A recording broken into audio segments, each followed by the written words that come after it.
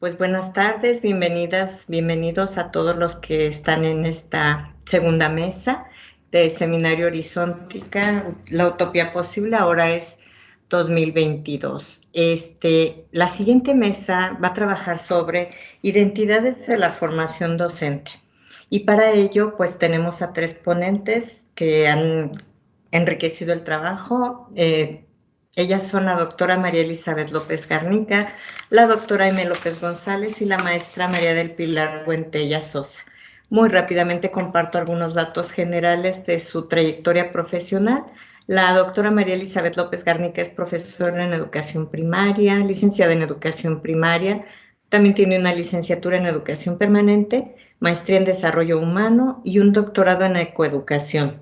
Ha trabajado tanto en la licenciatura en educación primaria de la BCNUF como en la licenciatura en educación especial.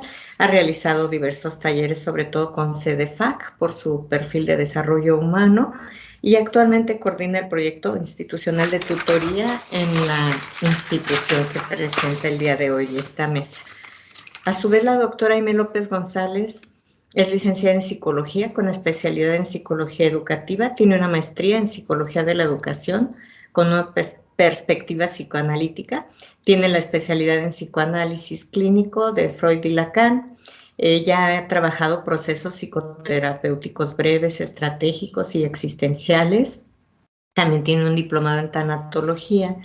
Y algún dato curioso de la doctora es que ella obtuvo en lo deportivo el grado de cinta negra primer dan, que enriqueció su formación y la llevó desde esa preparación a implementar un proyecto con niños que tienen discapacidad. Ella le llamó Taekwondo para niños con discapacidad. Ella también ha trabajado en las dos licenciaturas de la Benemérita y Centenaria Escuela Normal Urbana Federal y también es docente de la Maestría en Educación Inclusiva de la Universidad de Puebla, Campus Morelos. A su vez, la maestra María del Pilar Buentella Sosa es profesora de Educación Primaria egresada de la Benemérita y Centenaria Escuela Normal Urbana Federal. Es maestra en educación a lo largo de la vida y tiene experiencia profesional pues en educación primaria, secundaria.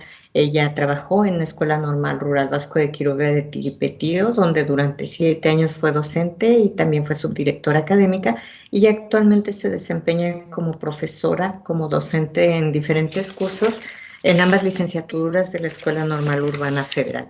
Ella coordina actualmente el área de investigación, así que bueno, en conjunto han preparado una serie de ideas que vale la pena compartir con ustedes y agradecemos su escucha. Le damos la palabra a la doctora María. Antes de. Muy rápidamente les presento la organización, cómo quedó la mesa que nosotros organizamos. Estoy presentando la mesa, las participantes y la dinámica. Cada ponente tendrá 10 minutos para socializar las ideas que construyó. Después vamos a identificar si hay coincidencias, algunas diferencias o si alguna de las ponentes deseara hacer algún agregado sobre lo que virtió, mencionó sobre su primera participación. Y por último, una tercera ronda donde cada una de ellas nos comparte una visión a futuro desde una utopía posible respecto a la temática de construcción de las identidades del docente. Ojalá nos dé el tiempo de dejar 5 minutos al final para escuchar sus comentarios, su retroalimentación, algunas dudas. Bien, los ejes que construimos nosotras para poder compartir con ustedes en cuanto a identidades en la formación docente, cada una de ellas va a tocar los siguientes tópicos. ¿Cómo son los estudiantes normalistas hoy en día, los jóvenes, los futuros docentes? ¿Qué aspectos de identidad docente pueden notarse en ellos? Dentro de esta realidad compleja de la que nos hablaba la ponencia anterior, dentro de esta incertidumbre que tiene que ver con el COVID, pero tiene que ver mucho también con el mundo convulsionado en el que estamos, y cuáles son las características de estos chicos que están formándose como docentes. ¿Qué acciones personales han realizado las ponentes para poder trabajar, fortalecer la identidad docente o como docente en los futuros profesores, y qué acciones institucionales tiene la BCNUF qué proyectos, qué acciones, tanto curriculares como cocurriculares, se realizan, dado que se considera en nuestros proyectos en nuestras evaluaciones institucionales, que es un rasgo que nos caracteriza y que es una de nuestras fortalezas, el abonarle a la identidad profesional del docente. Ya veremos que también en los últimos años es cada vez más difícil, pero sigue siendo un aspecto que se trabaja mucho en lo institucional. Cerraremos con la investigación y cómo la investigación que se realiza en la BCNUV o la investigación educativa le abona a esto del comprender y enriquecer la identidad del futuro docente. Nos hablarán un poquito de algunas investigaciones realizadas en torno a este tópico y por último nos compartirán brevemente la visión a futuro que ellas pueden percibir, vislumbran desde su óptica para la formación docente o para la identidad en la formación docente. Iniciamos con la doctora María Elizabeth López Garnica. Adelante, por favor. Gracias, Rocío. Buenas tardes. Agradezco la oportunidad de participar en esta mesa de trabajo del Seminario Horizontica 2022 y algunas de las ideas que vamos a compartir en este momento tienen relación con algunas acciones institucionales que su servidora coordina a través de la Comisión de Tutoría y Acompañamiento Académico a Estudiantes. Y bien, pues de manera inicial les comento que su servidora vislumbra la formación inicial como en esta imagen que les comparto ahí, en el umbral de una puerta de formación. Y todos sabemos que la identidad se construye como un proceso dialéctico, personal y colectivo. Desde el umbral de estas dos opciones, considero que ahí hay dos ideas. La primera, que implica abrir la puerta y mirar hacia adentro para conocer, en este caso, a nuestros alumnos e identificar su bagaje como personas y como estudiantes. Para conocerles, pues, buenas estrategias son el diálogo y la interacción con ellos, que desde la Comisión de Tutoría y Acompañamiento realizamos también algunas otras acciones para conocerles. Empleamos, por ejemplo, algunos instrumentos que nos acercan a conocer otros datos, otra información acerca de sus características. Y en una segunda mirada, pero ahora ubicados en el umbral, viendo hacia el exterior, pues ahí buscamos elementos para visualizar y comprender cuál es su pensamiento y sus creencias en relación a su percepción también del mundo en el cual van a trabajar, de esa realidad socioeducativa que finalmente será donde ejercerán su acción pedagógica. Y después de este ciclo escolar en que hemos estado indagando algunos otros aspectos, nos hemos dado cuenta, bueno, ya desde hace varios años también, que hoy trabajamos con jóvenes que presentan características específicas muy diferentes quizás a las que nosotros presentamos cuando éramos estudiantes. Nuestros estudiantes ahora estudian y trabajan, varios de ellos, con lo cual, pues, su tiempo está diversificado, no está dedicado solo al estudio. También observamos que crece la población estudiantil de madres solteras y ello implica para ellas responder con doble esfuerzo a todo el trabajo que ha de realizarse en su formación. También hemos identificado la necesidad de escucha empática, sobre todo ahora al regresar de estos 2 años de pandemia. Los jóvenes hemos identificado que presentan situaciones de ansiedad, de angustia, incluso hemos encontrado ideación suicida. Y bien, siguiente por favor, Rocío. Algunos aspectos de la identidad docente demandan pues de nuestra atención como formadores de docentes. Hemos identificado estos elementos que se consideran dentro de la identidad docente, que sus aspiraciones son por diversos motivos. Hay quienes sí tienen vocación realmente, lo denotan por el trabajo docente, y hay quienes han llegado a la escuela normal porque era su única oportunidad. En cuanto a conocimientos, identificamos que hay grandes vacíos que al ingresar presentan problemas, por ejemplo, de comprensión lectora, con las matemáticas, con la redacción, con la ortografía, etc.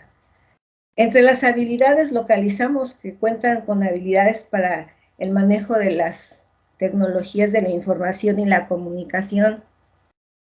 Sus creencias, pues tienen relación con la experiencia escolar, de los trayectos de formación que cada uno ha realizado.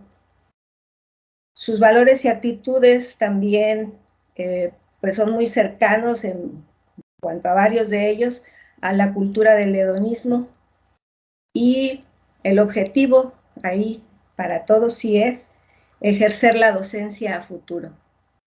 ¿Avanzamos? Avanzamos, por favor, Rocío.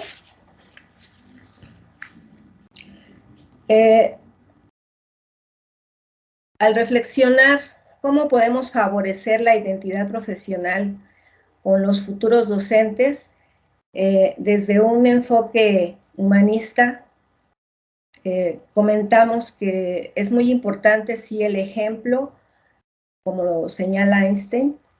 Dar el ejemplo no es la principal forma de influir en los demás.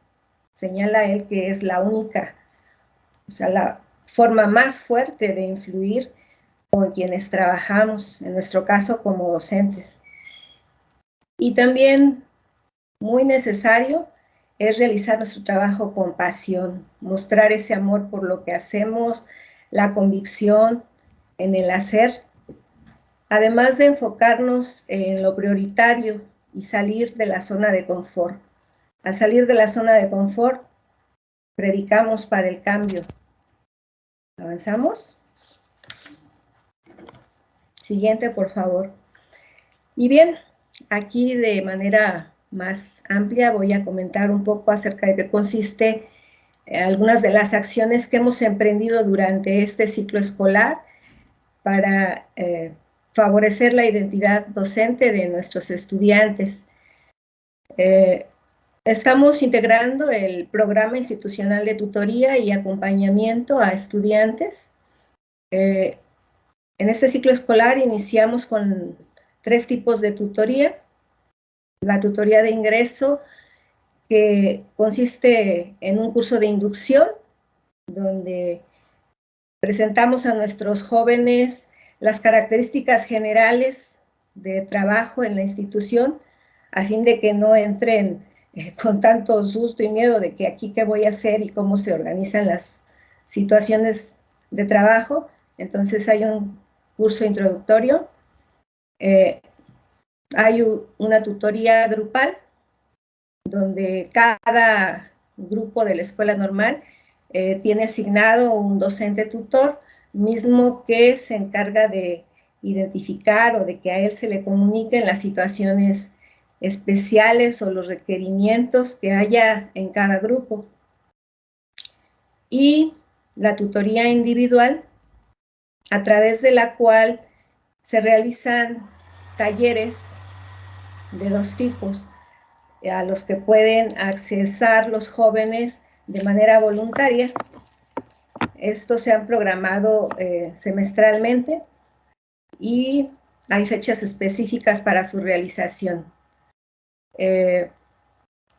Estos talleres pueden ser los de desarrollo académico, que tienen que ver con fortalecer las áreas que al inicio les decía que hemos detectado donde hay algún déficit, fallas, que se requiere apoyo.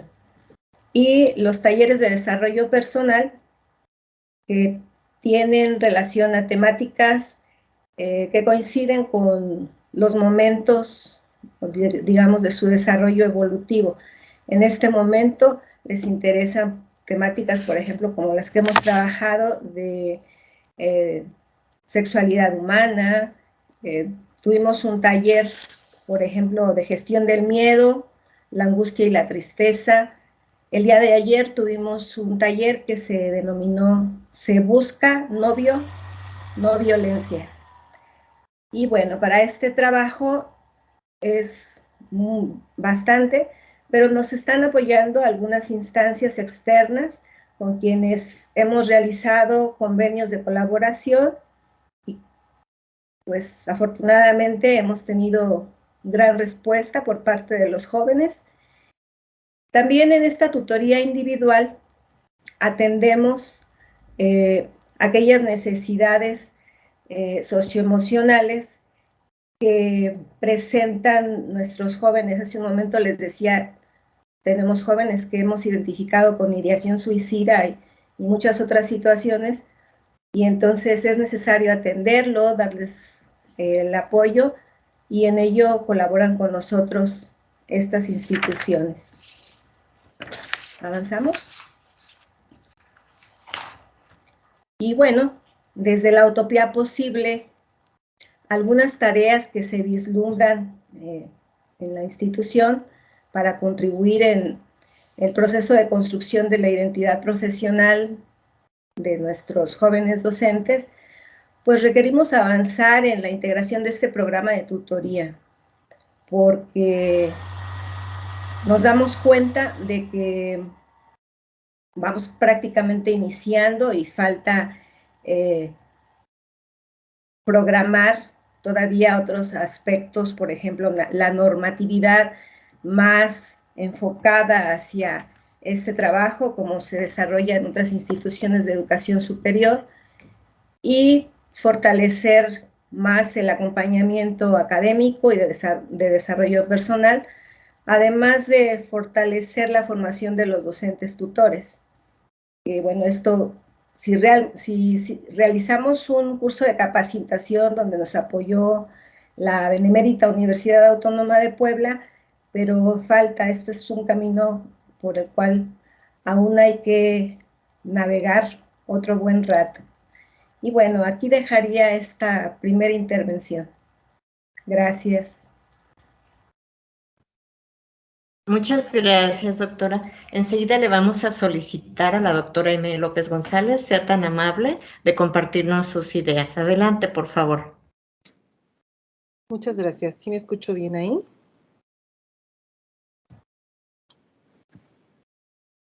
Doctora Rocío, ¿sí me escucho bien ahí? Sí, perfecto. Gracias, muy amable.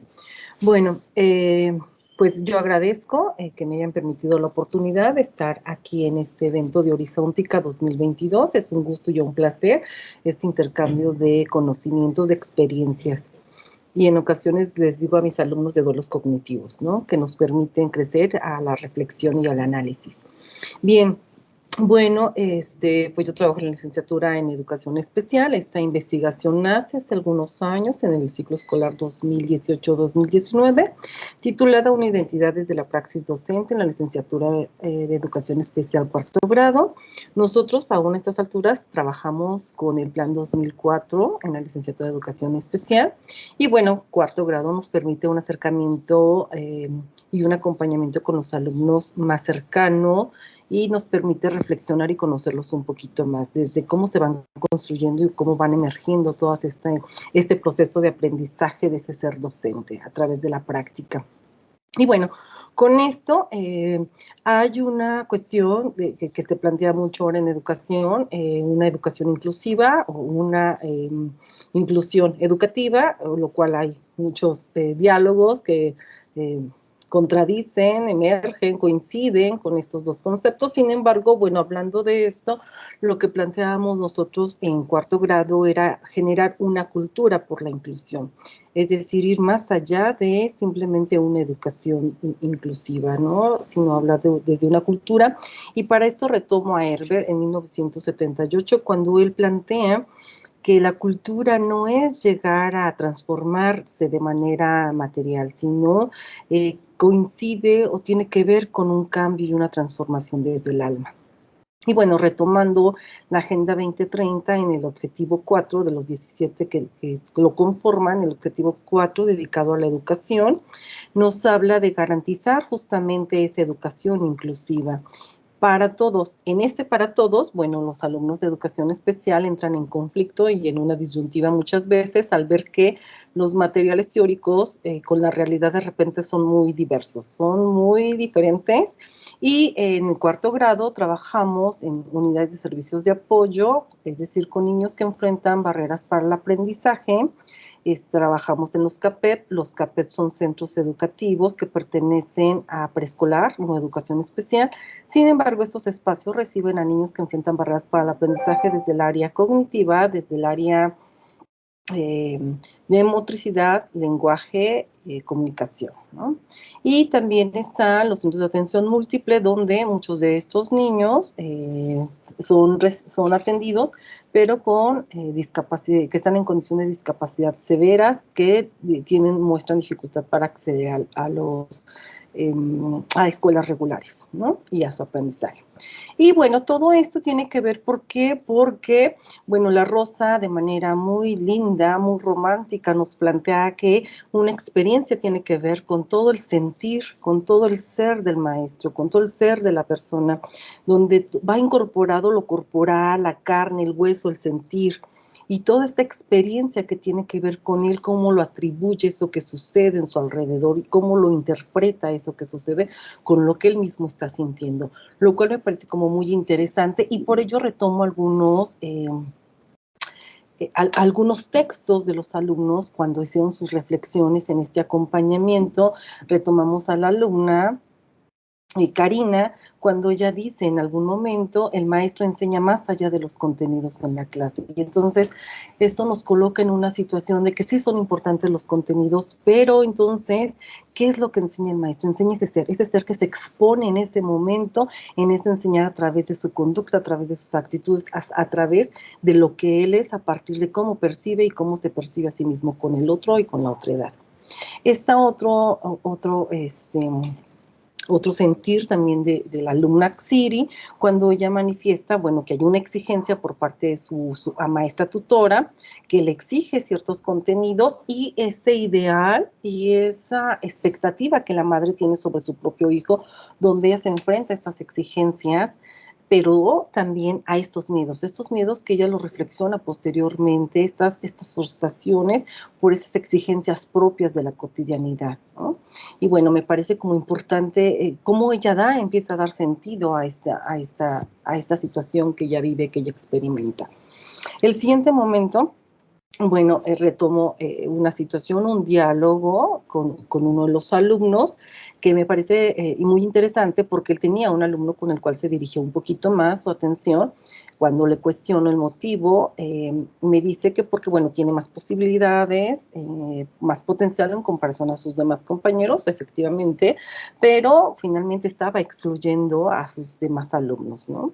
Entonces, bueno, este alumno tenía la posibilidad de integrarse a una escuela regular, pero esta situación a él lo cuestionaba muchísimo personalmente, porque en uno de los diálogos él me dice, maestra, usted sabe que yo soy homosexual y toda esta situación de niño, yo fui excluido por los tíos, los abuelos, los primos, dice, y mi mamá nunca me defendió. Dice, siempre guardo silencio para evitar problemas con la familia. Dice, me sentí excluido. No quiero que este niño viva este mismo rechazo en un ambiente escolar. Y bueno, estos serán acontecimientos que, ¿cómo lo viven ellos este proceso con sus mismos alumnos? Otro acontecimiento de una de las alumnas es la situación que se enfrenta a 5 chicas que no le permitían trabajar su planeación como ella la tenía considerada. Eso le llenaba muchísima frustración, etiqueta a estos 5 niños como desordenados, desorganizados. Cuando lo comenta amargamente y con mucho enojo, con mucha molestia. Entonces me dice, tengo muchas ganas de llorar. Yo le digo, ¿llora? Ella se sorprende al ver mi respuesta. Le digo, sí, llora. Entonces, cuando empieza a llorar, bueno, ya comentamos algunas cuestiones que ella tendrá que revisar cuando regresara al centro educativo.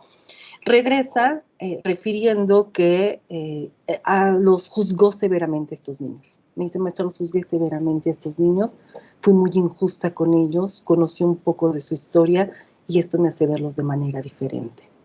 Y bueno, se establecieron otros acuerdos, ¿no? Y estas construcciones que ellos van haciendo, este análisis y estas reflexiones, pues nos iban colocando en otro lugar, desde otra mirada de ver la inclusión y esta forma en cómo ellos se van construyendo. Y bueno, hasta que le dejo, paso en la siguiente ronda. Gracias, doctora Rocío. Cedo los micrófonos.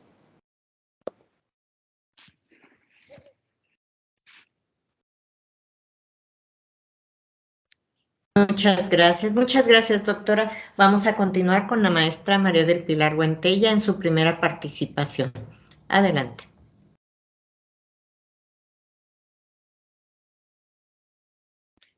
Gracias, buenas tardes. Bueno, es un gusto estar con ustedes, compartir todo el trabajo que se hace desde la Escuela Normal Urbana para poder vivir estos procesos de identidad de los jóvenes maestros, para poder avanzar en fortalecer esta identidad y que ellos cuenten con todos los elementos para su desempeño profesional. Siguiente. Todo inicia con la elección que ellos hacen, el por qué decidir estudiar para maestros, el dónde estudiar para maestros, el por qué estar en la escuela normal donde saben que pueden ser rechazados por la demanda que hay, porque además los lugares son limitados, qué licenciatura estudiar, a qué enfocarse, cómo van a realizar su trabajo. Y esta elección partimos de que, a pesar de las influencias tal vez de la familia o del contexto, es una elección libre y es un compromiso, es elección, porque muchos de ellos son rechazados, a veces vuelven a hacer el examen una segunda o incluso una tercera ocasión con tal de estar en la normal urbana. Por supuesto que algunos en este transcurso también se dan cuenta que no es justamente lo que querían, pero la mayoría creo que a través del desarrollo curricular y sobre todo del desarrollo extracurricular, van fomentando esta formación docente, van tomando bases, van realizando aspectos que para ellos son esenciales en encontrarse dentro de esta formación inicial con retos, sí, con muchos retos, pero también con muchas posibilidades.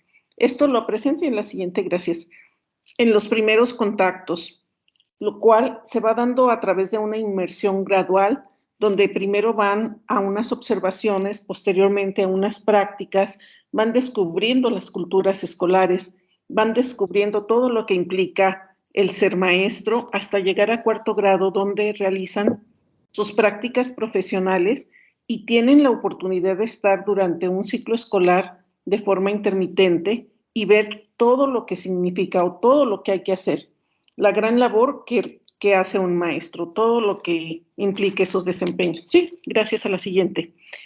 Esto también tiene mucho que ver con la convivencia con sus compañeros, la convivencia con nosotros como maestros, y desde aquí comparto mi experiencia personal también de cómo nosotros como formadores podemos establecer estos contactos con ellos, podemos hacerlo de una forma lineal, podemos dejar ver nuestro estilo de docencia, podemos apoyar en que ellos identifiquen sus propios estilos de docencia y vayan desarrollando también habilidades, actitudes, hábitos que les permitan continuar en esa formación, tener también la capacidad de aprender por sí mismos y de solucionar problemas, de enfrentar cuestiones y además de innovar. Sé que son muchos aspectos para que ellos puedan desarrollar, pero al transcurso de cada semestre y con cada curso se van fortaleciendo todos estos aspectos de su perfil de egreso, que además se solventan, la siguiente por favor, con las diversas actividades que se realizan, lo cual implica que ellos responden a las situaciones del contexto, no están alejados de lo que implica las diferentes regiones del estado de Michoacán, de donde generalmente proceden nuestros alumnos, y también conforman otro tipo de habilidades, como es, por ejemplo, la colaboración.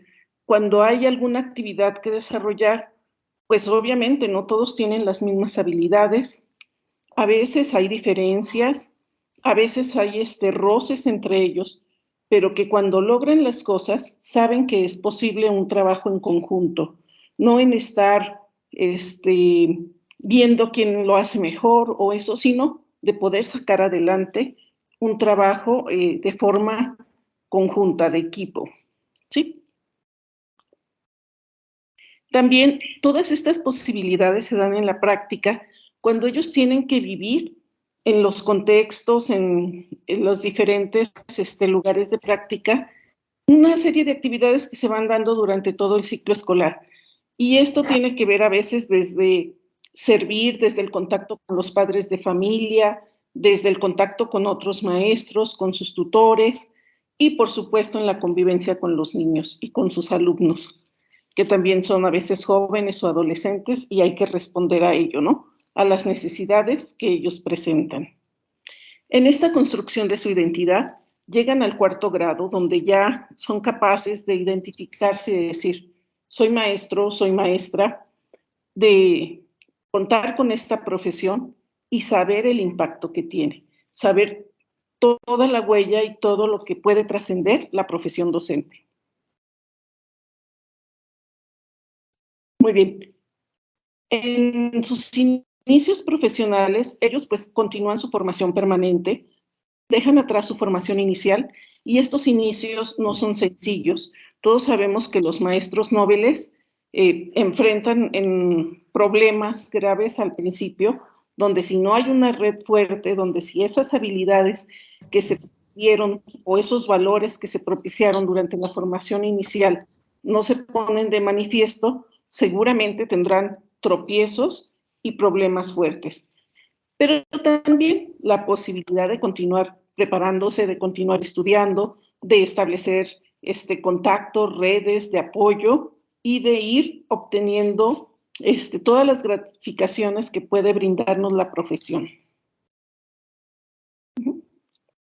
Esto también pues permite regresar a los orígenes, es decir, volver a ver hacia donde te formaste, hacia tu aula mater. Y aquí hago un paréntesis para invitarlos al próximo evento que tendremos la semana que viene, que es el coloquio de actualización docente, donde muchos de los egresados y otros maestros en servicio pues acuden y es un reencuentro donde hay esa posibilidad de entendernos con los mismos problemas, de encontrarnos en algunas alegrías, de estar en contacto con aquellos compañeros con los que a veces no es fácil volver a establecer esa comunicación y bueno, encontrar que sigue siendo la profesión docente un fuerte imán para que nuestros alumnos puedan educarse y desarrollarse como personas.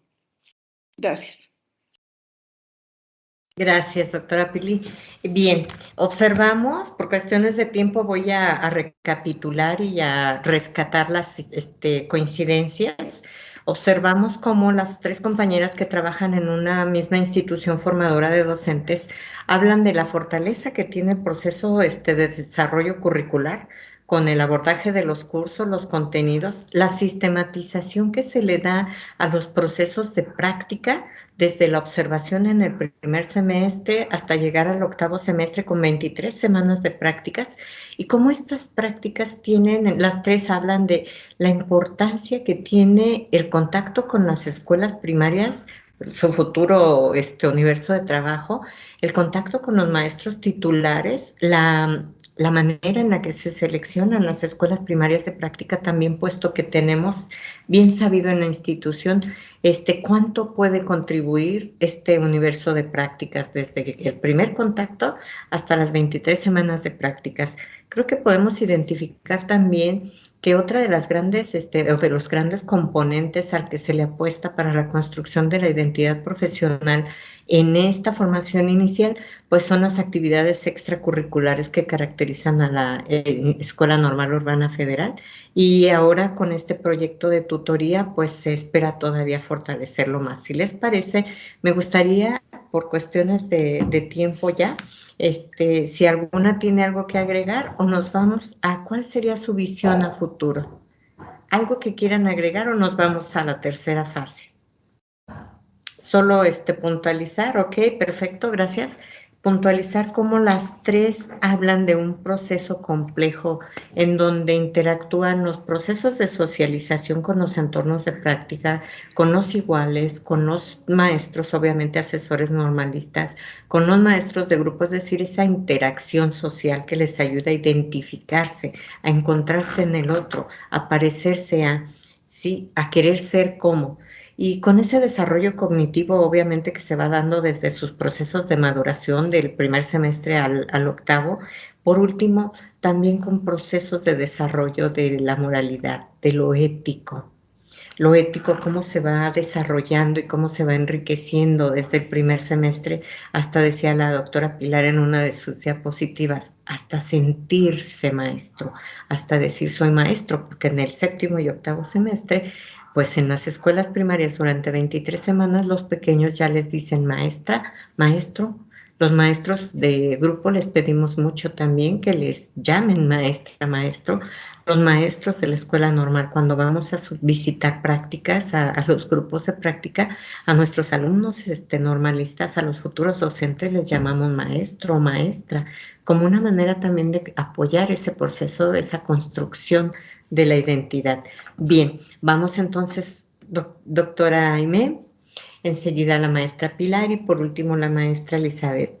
Hablemos sobre cuál es la visión a futuro, una utopía posible de cómo seguir apostándole, fortaleciendo esta identidad profesional de los futuros docentes. Permítanme mover las diapositivas y empezamos con la doctora Aimé. Gracias, doctora Rocío.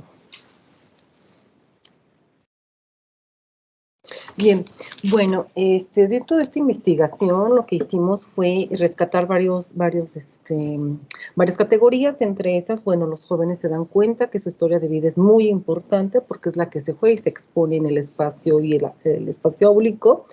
Se dan cuenta que es importante hablar de sus emociones, reconocerlas.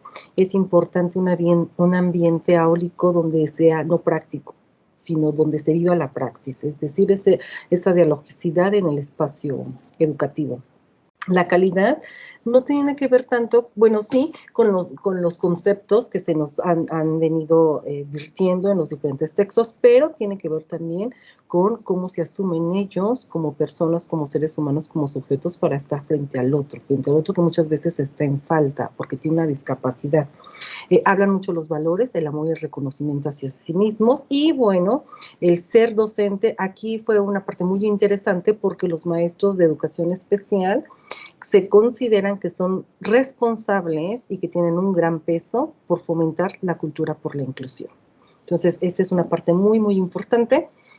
Y bueno, junto con esto, pues nos remitimos a Marx cuando él habla de que la praxis la praxis lo que hace es producirse a sí mismo, es decir, construirse, cincelarse, pulirse, esmerilarse de manera constante, y lo tenemos que hacer más los maestros, que siempre estamos en cambio. Y también, bueno, retomamos a Freire cuando él nos habla hermosamente, cuando nos dice que los hombres no se hacen en el silencio, sino en la palabra, en el trabajo, en la acción y en la reflexión. Entonces, bueno, si constantemente estamos reflexionando sobre nosotros mismos, nos vamos a ir cincelando de manera permanente. Y, bueno, finalmente lo que dice Peña, cuando nos habla de que el ser humano transforma, y al transformarse él, transforma a lo humano mismo, ¿no? Entonces me parece que esta es una forma de irnos construyendo como sujetos, como seres humanos, y junto con el otro y con la otra edad. Y bueno, finalmente yo terminaría con una pregunta que todavía, bueno, yo la sigo puliendo. ¿Acaso no es así como como construimos nuestra propia identidad?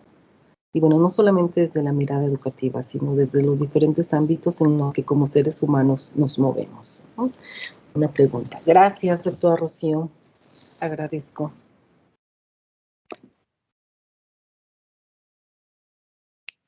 Bien, cuando pasan los años y vas viendo cómo ha sido tu desempeño profesional, en esta retrospectiva, en este mirar hacia atrás, pues te das cuenta que esta es una profesión de servicio y los jóvenes tienen que desarrollar esos valores de servicio, estar al servicio de los demás, que es algo que sí les mencionamos mucho en la escuela normal, pero que finalmente ellos también lo ven en la práctica, también lo detectan. También de atención, de estar atentos tanto a los cambios sociales, tanto a las nuevas realidades, pero también hacia las personas con las que están conviviendo.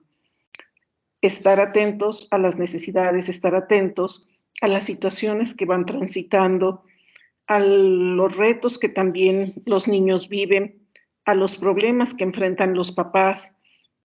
Y bueno, esta es una carrera, les decía que es como una cascada, hay tantas posibilidades de desarrollarse, hay tantas necesidades que atender, que la figura de un maestro es indispensable y seguirá siendo, pese a los grandes cambios que ha habido, pese a si es en línea o si es presencial la educación, la figura del maestro creo que sigue estando ahí como un elemento central para apoyar a las nuevas generaciones y de apoyo, porque muchas veces las situaciones que se viven, a veces entre los mismos maestros, entre los compañeros, entre los diversos actores, pues requieren de verdad de un apoyo decidido y comprometido. No es fácil responder a las necesidades de todos, no es fácil tampoco ser congruente y estar convencido de los valores y dar la cara o a veces también decir no para poder seguir esos valores. Sin embargo, creo que el maestro en servicio esto lo va fomentando y lo va estableciendo y es una labor constante que se realiza día a día, que tiene que retomar fuerzas, que tiene que volver a poner su experiencia, sus conocimientos al servicio de los demás. Gracias.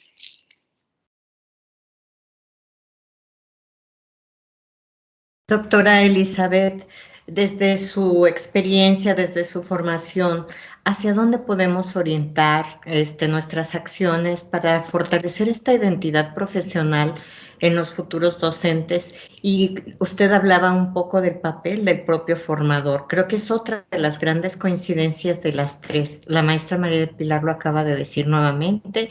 En su texto, doctora Aimé lo hablaba, ¿no?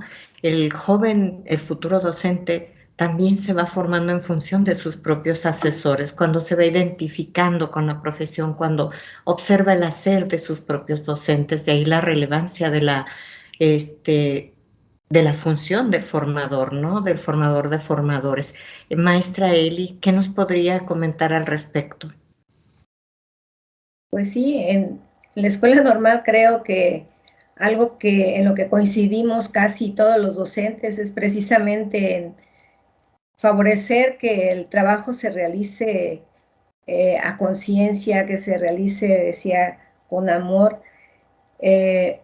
Y sí, creo que coincidimos en que el hacer bien tu trabajo es incidir en la conformación de una sociedad que vaya en tendencia cada vez más hacia un equilibrio en todos los ámbitos de la vida. Si estamos formando docentes que realmente tengan conciencia de esa realidad social, pues estaremos favoreciendo que haya equilibrio, que nuestros docentes formen en esa conciencia de ser equitativos en cuanto a la riqueza social, en cuanto al cuidado del medio ambiente, el respeto del otro, la tolerancia y todos estos valores que como humanos pues debemos estar siempre cuidando. Y pues precisamente desde el enfoque humanista decíamos, es importante que cada vez nos vayamos sí moviendo más del confort, ¿sí?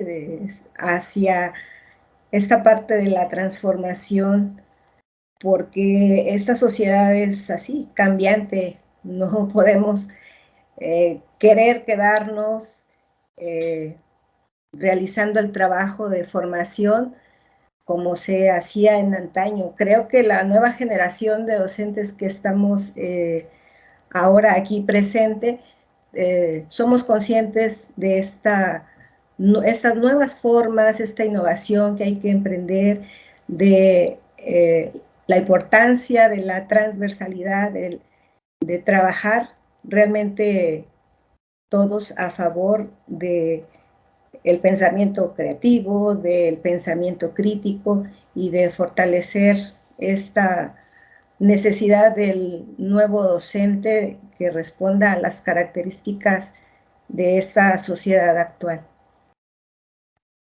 Gracias, doctora Rocío. Muy bien, muchas gracias a las tres por su participación. Solo me gustaría agregar que, bueno, se están realizando diferentes investigaciones, puesto que hemos encontrado, se hace investigación desde que los chicos ingresan con el perfil o el diagnóstico de nuevo ingreso del que hablaba la doctora Elizabeth. Durante su trayecto se van haciendo valoraciones de competencias y de diferentes aspectos, y en el cuarto año también se hace mucha investigación sobre el proceso formativo. Hay además no sé, doctora Pilar, una o dos investigaciones sobre seguimiento de egresados, sí, y creo que también logramos despertar mucho algo de lo que hablaba la maestra Pilar. La mayoría de nuestros jóvenes, después de su formación inicial, se incorporan al servicio profesional docente, pero siguen desarrollándose, siguen acudiendo a cursos, a coloquios, a maestrías, a doctorados, y eso de verdad, como formadores, nos hace pensar que estamos logrando muchas cosas. Entonces, por ahora lo dejaríamos hasta aquí. A mí me gustaría preguntar si entre los asistentes hay alguien que quiera comentar algo, preguntarnos algo, incluso aportarnos también, porque bueno, estamos abiertas también a los aportes. ¿Hay alguien que quiera comentarnos algo? Tenemos por aquí un par de minutos para tal fin.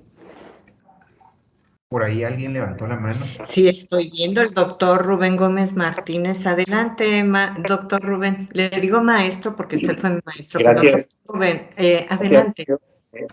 Bueno, mis felicitaciones a todos y cada una. Sus planteamientos se me hacen muy interesantes en la medida que hay que fortalecer un proceso educativo que transforme y que lleve a nuevas realidades. Pero me llama la atención un planteamiento que hace concretamente la doctora Elizabeth sobre el pensamiento crítico. Fortalecer el pensamiento crítico es un planteamiento bastante complejo. Y el principio de criticidad dentro de la figura de complejidad señala que si con la criticidad no hay propuesta, no hay criticidad. Si entonces nosotros nos vamos a fortalecer un pensamiento crítico, ¿cómo impulsamos la generación de propuestas junto con la acción y el pensar? En ese sentido sería, si lo tienen pensado, si lo tienen ubicado, y si no, no hay ningún problema.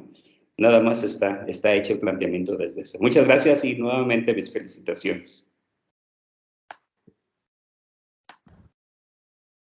Doctora Elizabeth o alguna de las compañeras, ¿gusta retomar la pregunta?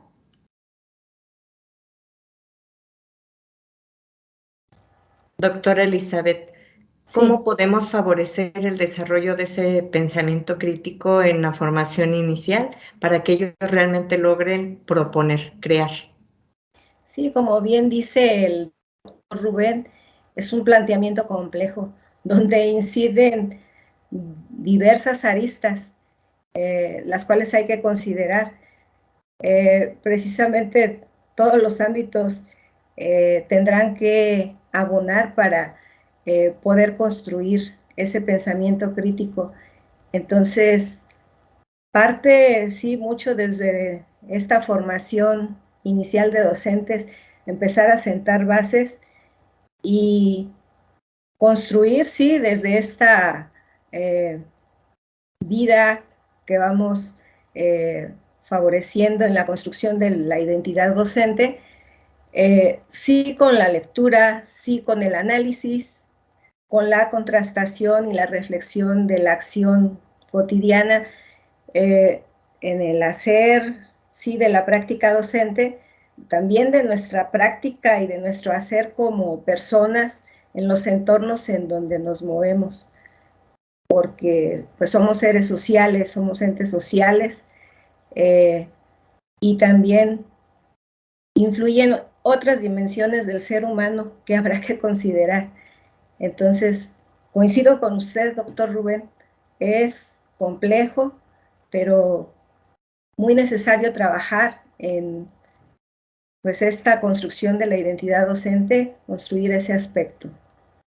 Adelante, no sé si alguna de mis compañeras tenga algo más que comentar.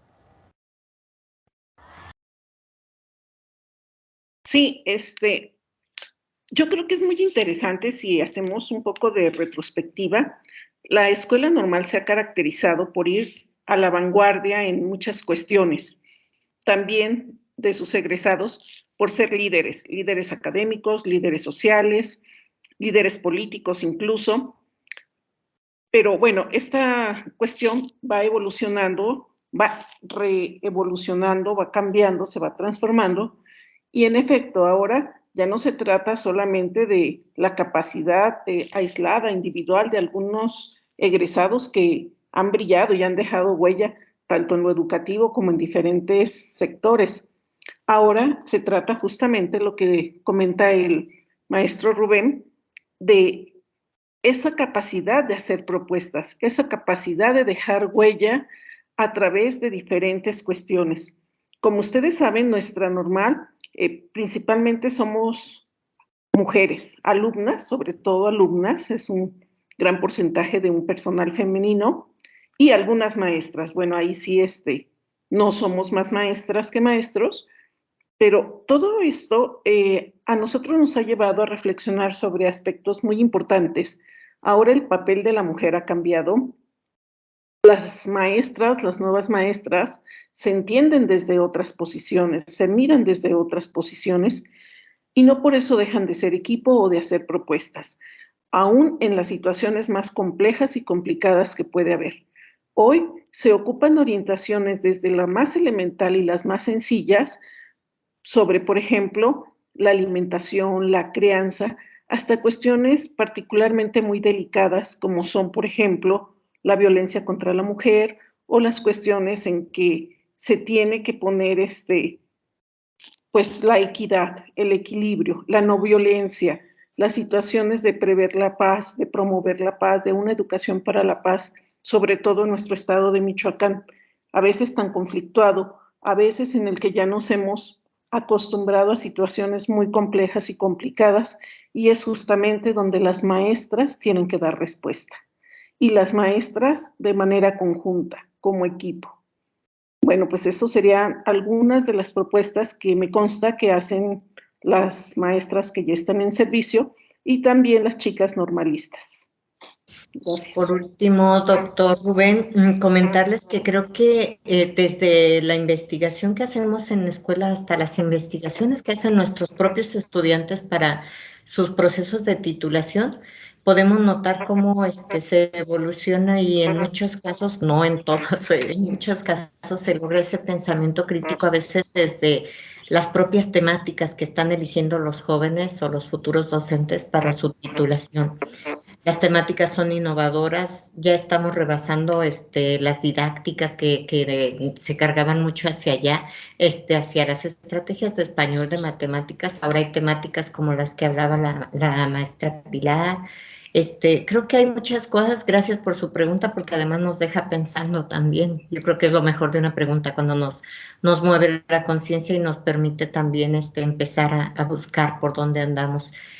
Creo que por ahí, y los procesos también pedagógicos, doctor, creo que ahí está mucho de la clave, en la forma en que estamos formando, en los procesos pedagógico-didácticos, en la creación de ambientes de aprendizaje que permitan que los jóvenes se sientan en confianza, que lean, reflexionen, analicen, concluyan en conjunto y de manera individual. Yo creo que por ahí también está mucho de esto de poder favorecer el pensamiento crítico a través de procesos de enseñanza-aprendizaje, de procesos formativos más abiertos, más sí organizados, pero no tan lineales, un pensamiento más complejo y con más flexibilidad en los procesos pedagógico-didácticos. Y creo que sería todo porque se nos termina el tiempo. O, doctora, ¿hay algo que quiera agregar? Gracias, doctora. Solamente agradecer. Muchas gracias por esa escucha y por compartir. Muchas gracias a todas y nuevamente mis felicitaciones. Gracias. Gracias, pues gracias por escucharnos. Gracias por la invitación para todas nosotras. Muchas gracias.